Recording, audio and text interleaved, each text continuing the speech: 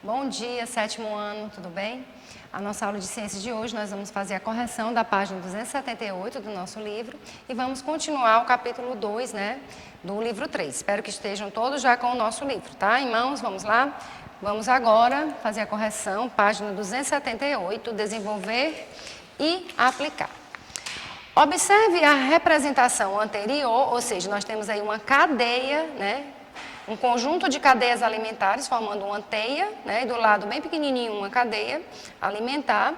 E baseado nessa imagem, ilustrada anteriormente, na página 278, nós poderíamos esquematizar os componentes dessa cadeia da seguinte maneira. A gente tem aí grama, que é o produtor, o grilo, que é o consumidor primário, o pássaro, que é o consumidor secundário, o lobo, que é o consumidor terciário. No espaço a seguir, esquematize as cadeias lineares presentes na representação anterior da teia alimentar, porque no esquema a gente tem a imagem A, que é uma cadeia alimentar, e na imagem B nós temos uma teia alimentar. Então, esse espaço parece pequeno, se não der, vocês façam no caderno. Ele quer que você represente, cada um dos níveis dos componentes baseado nessa imagem aí da imagem B. Então, a gente pode montar várias cadeias alimentares. A primeira a gente pode colocar a grama como sendo o produtor, o veado consumidor primário, o puma como consumidor secundário. Então a gente tem uma cadeia alimentar, uma sequência linear. A grama sendo o produtor, sendo o alimento da marmota, que é o consumidor primário, é um herbívoro. E temos o puma, que é um consumidor secundário, sendo um animal carnívoro. Temos uma outra situação, a grama sendo o produtor, a marmota sendo o consumidor primário, mas o secundário agora é um lobo, que é carnívoro também. Temos também a grama, a marmota e o urubu, que vai mudar aqui, são só os consumidores secundários, que aqui no caso é o urubu, o lobo e o puma, Aí na imagem seguinte nós temos ainda outros tipos de cadeia, ainda na mesma questão. A semente sendo o produtor, o pássaro, que é o consumidor primário, que se alimenta dessa semente, o lobo, que é o consumidor secundário, ele é um carnívoro que se alimenta do pássaro. Temos uma outra possibilidade, de uma cadeia alimentar. Temos a semente também como produtor, o esquilo, que também, assim como o pássaro, se alimenta do produtor, que então ele vai ser o consumidor primário, e o urubu, ele é um carnívoro, Então ele é o consumidor secundário, que vai se alimentar do primário, o esquilo no caso. Temos uma outra situação, mudando apenas o consumidor secundário, que agora a gente tem o lobo e não mais o urubu. E aqui a gente tem a mesma cadeia alimentar, sendo que o consumidor secundário ele também muda, A gente tem aqui no caso o puma, aqui o lobo e aqui mais em cima o urubu. E temos uma última possibilidade, que seria no caso o arbusto, que é uma planta, sendo o produtor, o veado sendo o consumidor primário, ou seja, ele é um animal herbívoro, e o puma, que é o consumidor secundário, sendo um animal carnívoro. Vamos lá. Então, agora nós vamos dar sequência aí ao nosso capítulo, página 279, continuando ainda o capítulo 2, vamos falar hoje sobre as pirâmides ecológicas, As pirâmides, gente, são formas, de representação gráfica da estrutura trófica dos seres vivos. Elas mostram como estão dispostos os níveis tróficos e como ocorre o fluxo de energia nos ecossistemas, Então, o nível trófico ele é representado em forma quantitativa através de pirâmides ecológicas, Cada retângulo dessa pirâmide ele vai representar um nível trófico, onde essa base da pirâmide, a parte de baixo, o retângulo inferior da pirâmide, vai ser o produtor. Nós temos 3 tipos de pirâmides ecológicas: a pirâmide de energia, a pirâmide de biomassa e a pirâmide de números, ok? Vamos lá.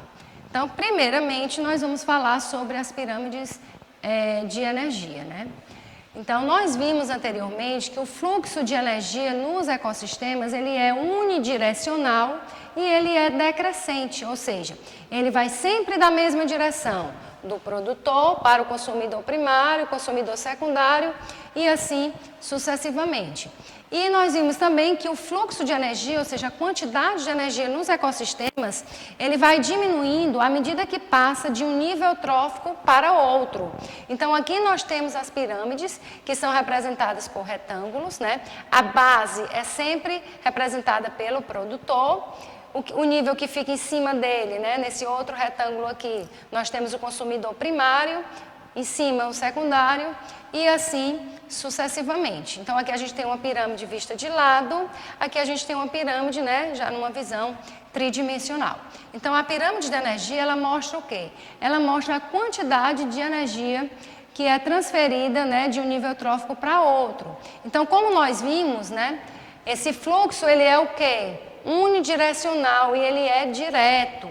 Então nas aulas anteriores nós vimos que o produtor é aquele organismo que vai realizar a fotossíntese, né? E assim produzindo o seu próprio alimento e também servindo de alimento para os demais níveis, né, dessa cadeia alimentar, como consumidor primário, secundário e assim sucessivamente. Então, esse produtor, como ele produz matéria orgânica, né, a quantidade de energia nele vai ser grande. Quando esse consumidor primário se alimenta aqui do produtor, vamos dizer que tem um gafanhoto que se alimentou dessa planta, né, a energia que vai passar do produtor para o consumidor primário é menor, apenas 10% passa, porque o produtor ele vai utilizar a energia para ele realizar o seu metabolismo, para ele crescer, né, para aquela planta crescer, florescer, frutificar e tudo mais. Então, apenas 10% dessa energia vai passar para o primeiro, para o segundo e assim sucessivamente.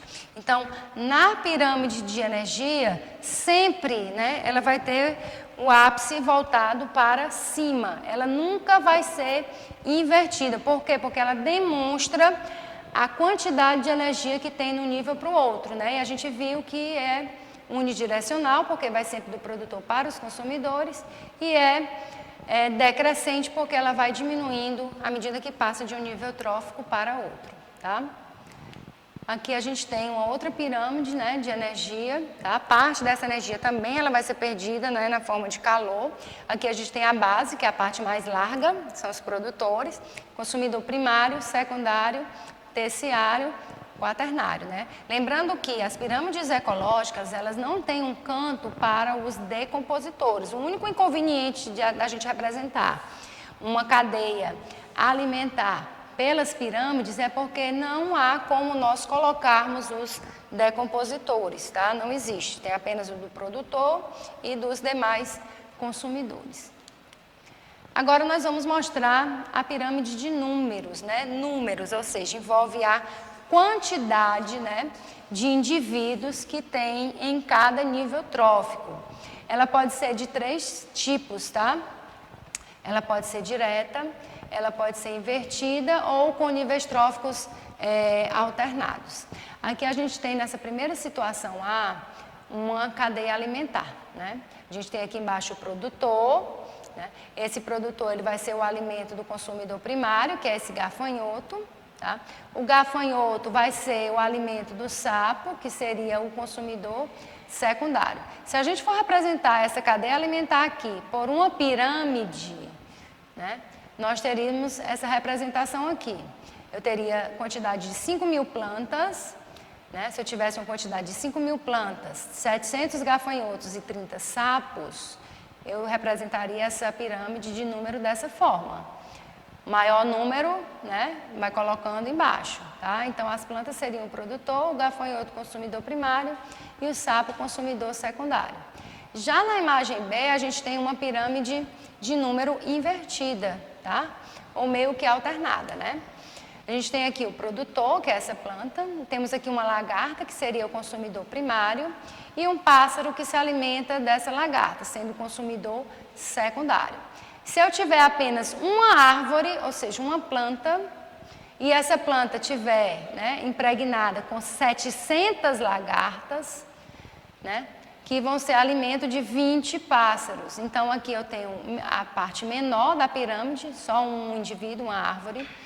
Aqui a parte azulzinha maior, porque eu tenho um total de 700 lagartas.